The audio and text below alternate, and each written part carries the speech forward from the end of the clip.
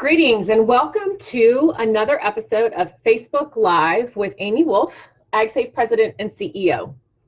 It's my pleasure to have you join me today, where our focus is going to be on the H2A guest worker visa program and helping you determine, is H2A right for you?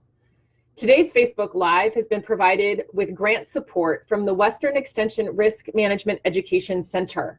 And the grant that we received from the Western Extension Risk Management Education Center is not only allowing us to provide growers resources and information about the H2A program, but also to create the H2A cost estimator, which will be coming soon to the AgSafe website. I'll talk a little bit more about that later on. So what are we going to cover today? What is this webinar going to address? Well, first and foremost, it's important that everybody knows and understands that as with any digital education, our AgSafe Board of Directors wants to ensure that individuals receive a quality educational experience. And if they have any issues, any questions, or any concerns, that of course they're to reach out to us. But to also recognize that we are not attorneys, and the information that we are providing today is not to be construed as legal counsel or legal advice. So let's get into the meat of today. What are we hoping that you as our listening audience will understand? First of all, I want you to understand what different visa programs are available. You know, as we in agriculture continue to wrestle with the labor challenges that we're experiencing, it's important that you understand what are your options and what are the legal parameters about workers and what type of working environment in which they can be based on the type of visa. What is the H2A guest worker visa program? What are the core regulatory elements that make up the program? We want to make sure that you understand the application process, and that's both the application process for you as the employer, but then also the steps that your potential foreign workers will have to go through to be able to come into the United States legally to work for you on one of these visas. We want to make sure that it's very clear to you what your responsibilities are as an employer, and in particular as it pertains to employment disclosures, how you will compensate workers, transportation, as well as housing. And those four core areas can sometimes be the barrier that prevents a farmer from considering participating in this program. The program itself can, by some, be considered cumbersome. And so it's essential that you know fully going into this process what you're taking on in an effort to be able to ensure that you have legal and an ample supply of foreign labor. And then we're going to talk about where the U.S. Department of Labor Wage and Hour Division, which is the enforcement entity overseeing the H2A program, where do they see the most violations, and what are the pitfalls that you need to consider trying to avoid if you're going to jump into this program yourself. So let's jump right in. So what are the current visa programs available to you? You have two programs that you can avail yourself of in agriculture, H2A and H2B. H2A is the guest worker program that allows foreign nationals to come into the United States specifically for temporary agricultural jobs. All of these jobs must be confined to on the farm.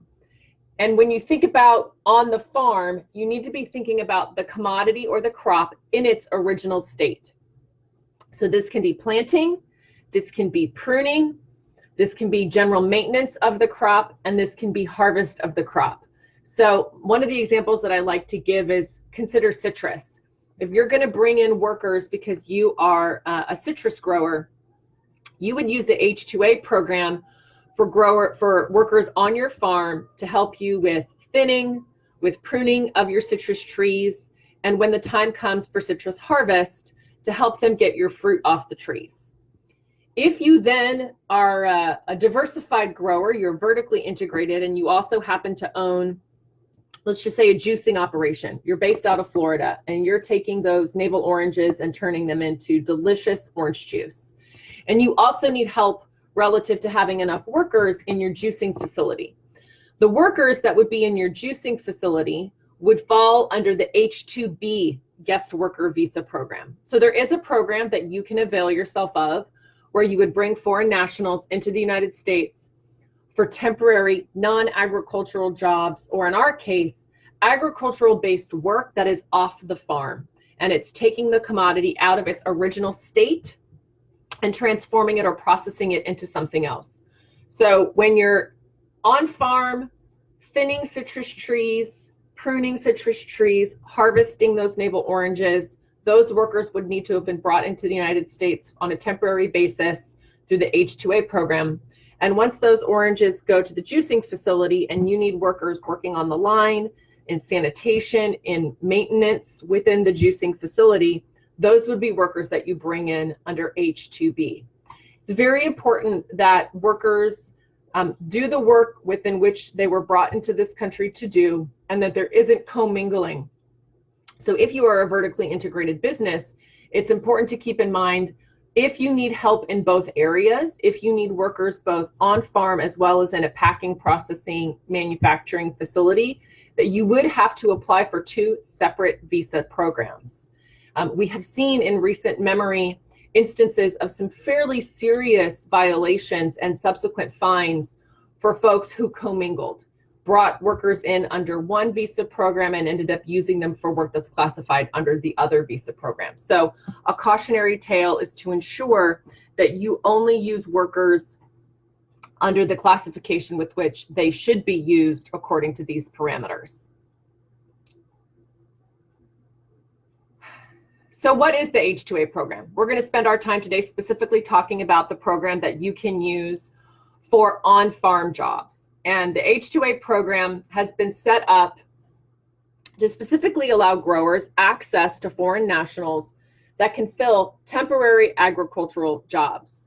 It's important to understand that the U.S. Department of Labor considers this your last resort option when you are no longer able to find domestic workers who are able, willing, and qualified to do the jobs that you have available to them.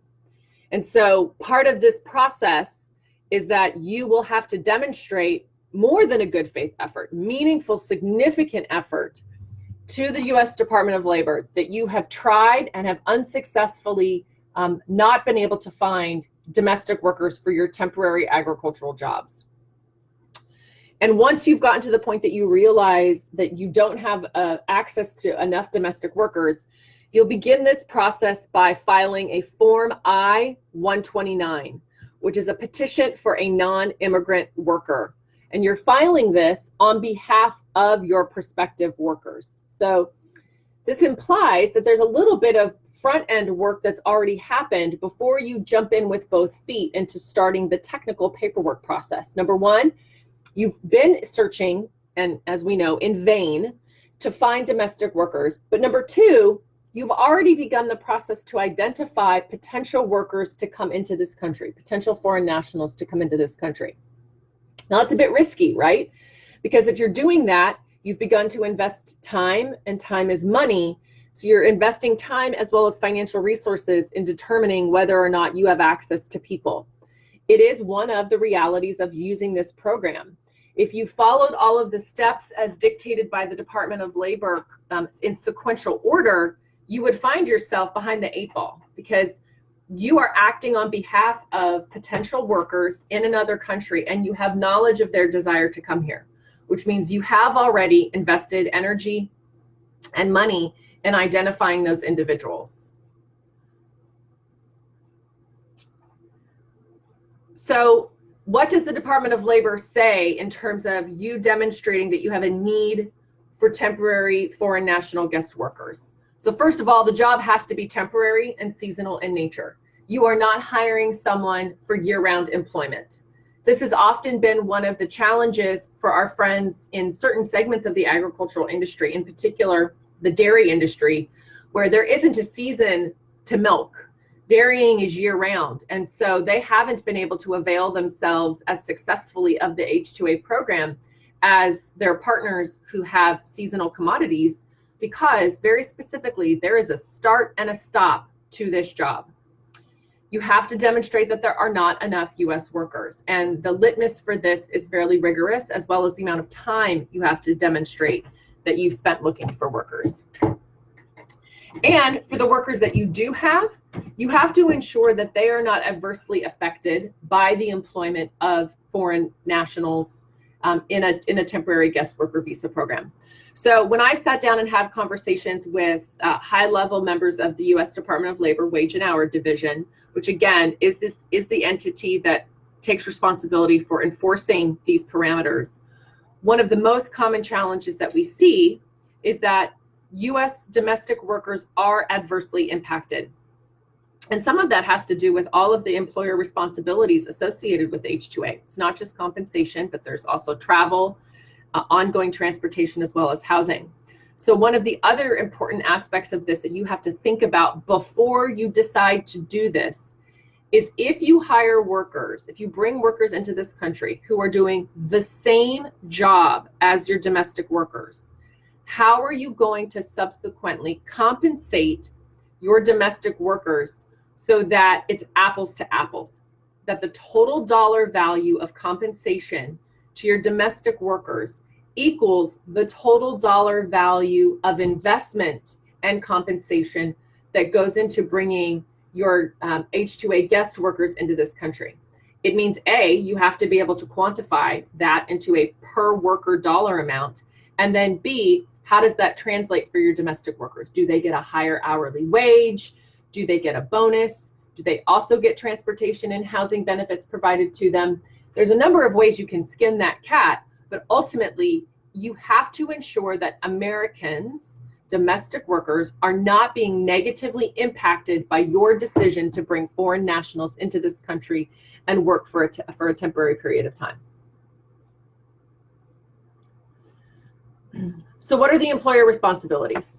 As I said previously, the first step is that you're going to file the Form I-129 with the U.S. Citizenship and Immigration Service. So one of the things that's also important to understand is that this program is impacted and is overseen by multiple federal agencies. You've got USCIS, which is a part of the Department of Homeland Security.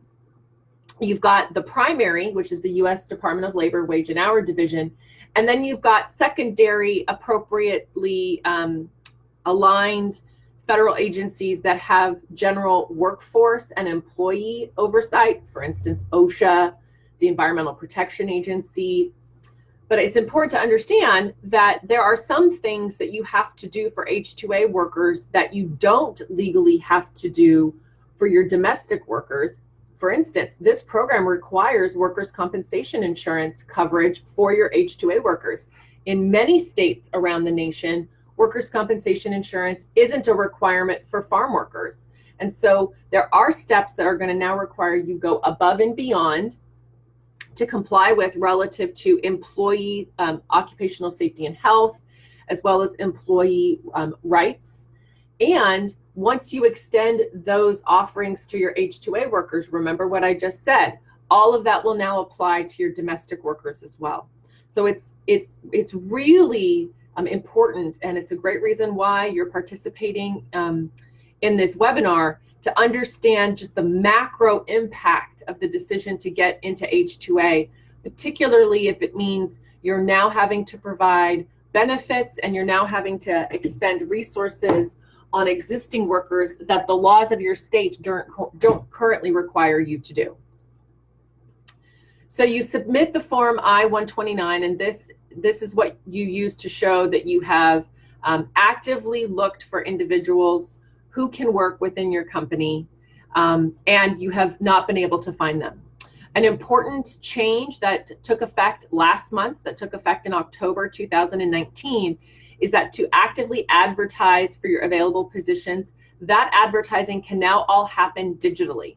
Previously, you had to submit want ads in the printed newspaper, and you could avail yourself of some online services, but you still had a print requirement.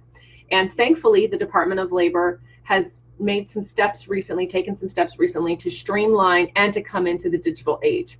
So you still have to leverage resources, your state's employment development department, the Department of Labor's employment online portal, as well as services like your newspaper online, but you could also use online employment services like Indeed or Monster. Online services, though, are now a resource and an opportunity that's available to you. But you do have to still show that for windows of time, you have been actively searching to find domestic workers and have been unsuccessful in filling those positions.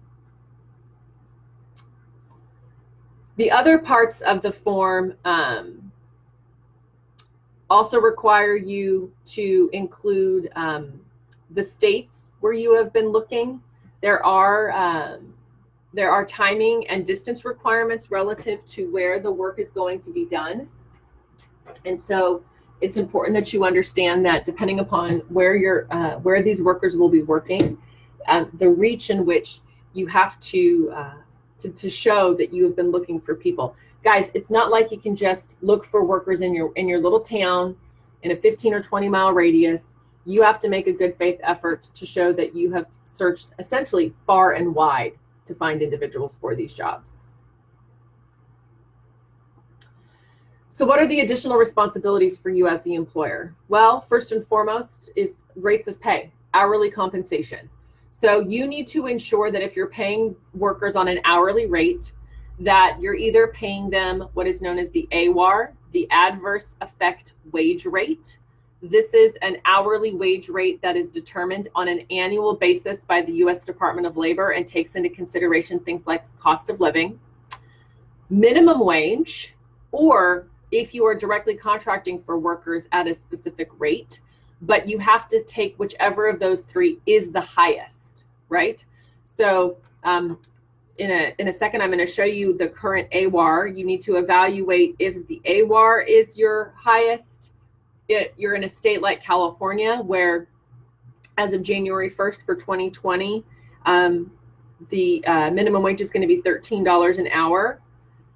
Or have you, in conversation with your folks, when you're soliciting and looking to find foreign nationals, have you agreed to a rate that is higher than what that minimum wage is or is higher than the adverse effect wage rate? The other thing you need to think about is you are allowed to pay workers on piece rate, but you have to, on a per pay period basis, so every time you pay your workers, you have to do the calculation and demonstrate based on the hours worked and at the piece rate that they were receiving, this is what their hourly wage is. And you have to ensure that that hourly wage is either AWAR, minimum wage, or the contracted rate, whichever is the highest. This also implies that if you are paying piece rate, you have to ensure that you are still tracking hours worked and you're reporting that on every pay period, because you have to do the math every pay period to ensure that individuals are making whichever of the three is highest, the AWAR, minimum wage, or what you have contractually agreed to pay these individuals. So here's the 2019 adverse effect wage rates.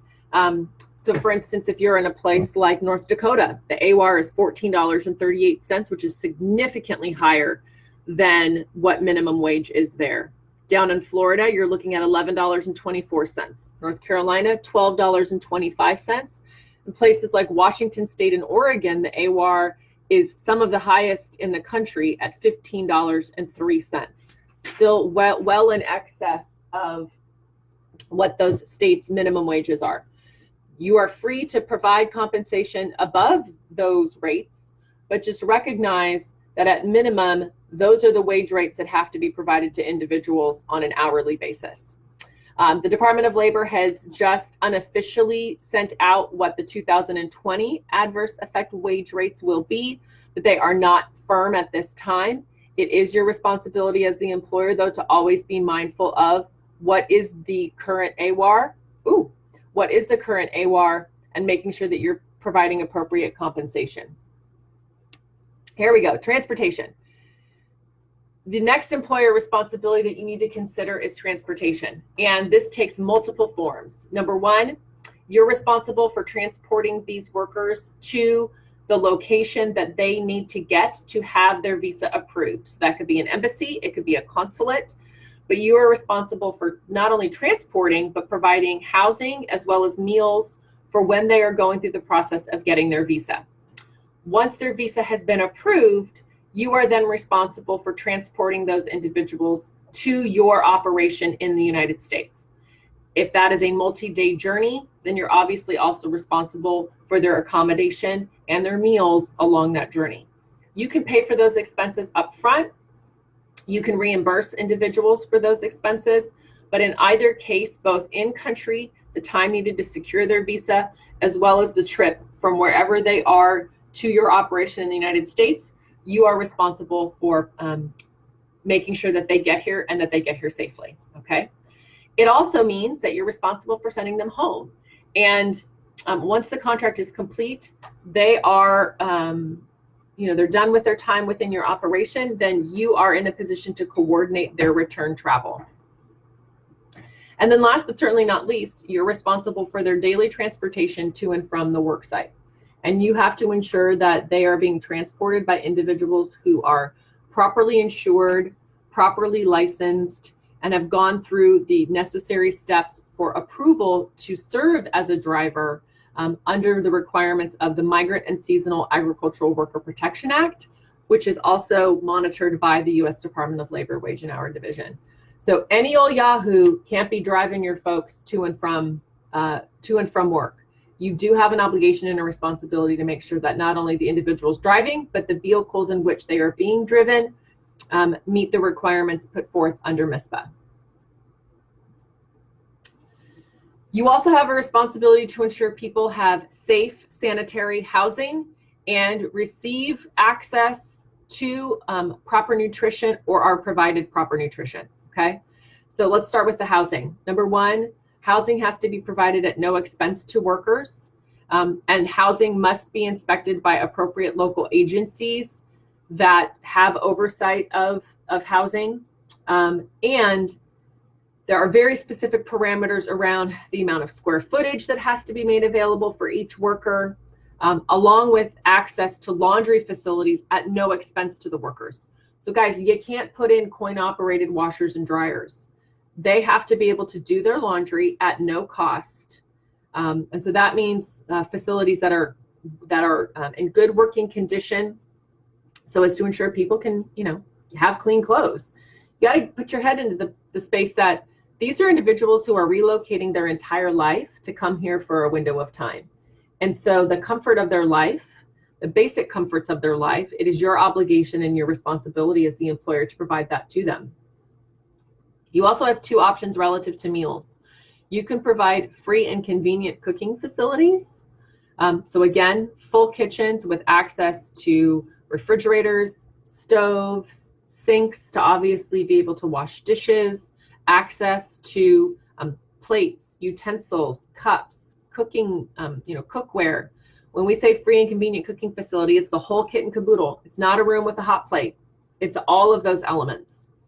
Or you need to take ownership and responsibility of providing 3 nutritious meals a day. And I say nutritious because when we get to common violations, we're going to talk about the fact that the Department of Labor is taking great issue with employers who seem to think that everyone can eat 3 meals of fast food every day. That's not the case.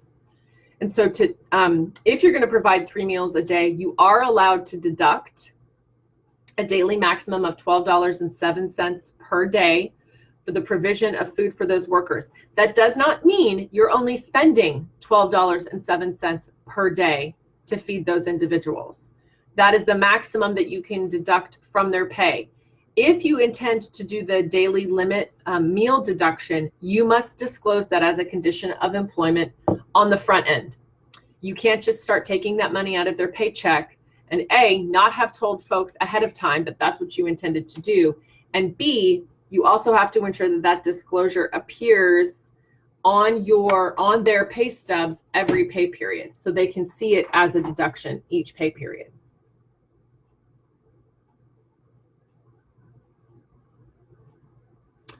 All right, so how are we getting ourselves in trouble the most?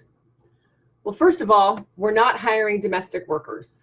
So the Department of Labor takes the time frame and the process by which you are advertising for jobs seriously. You are required to spend 50% of the length of the contract. So let's just say you bring people in for the maximum amount of time, which is 10 months in a calendar year, or I should say 10 months in a 12-month period. You have to spend the first 5 months of that 10 months continuing to look for domestic workers. And if domestic workers show up, guess what? They get priority and they get the job. And your foreign worker, you can either keep them off to the side and continue to pay them because you are required to guarantee 75% of the contract for those workers, or hang out, see if that domestic worker works out. If they do, great. And if they looks like they're going to make it long term, then you send that foreign national worker home, having provided them the compensation for 75% of the length of the contract. Or, as can sometimes be the case, if the domestic worker doesn't work out, then you still have the foreign worker ready to go and jump back in. But remember, you are paying them both. So you're giving the domestic worker a shot, and you're continuing to provide compensation to the foreign worker as well. As I mentioned earlier, one of the other challenges that we have is we've got preferential treatment of foreign workers. So I said up front, one of the things that you have to calculate is the total compensation, the total value of the cost to bring foreign workers to this country, and quantify that into a single cost per worker. When you do that, you then need to look at the corresponding worker, the individual who's doing the same job and is a domestic worker, and ensure that they are receiving equal, if not greater, compensation. And oftentimes, because we don't consider providing transportation and housing for our domestic workers, that means the corresponding worker is receiving a higher rate of pay. But it's critical that individuals that are in this country are not displaced in any way. And that means not offering them the job or not providing equal, if not greater, compensation for the ones that are currently here doing the job.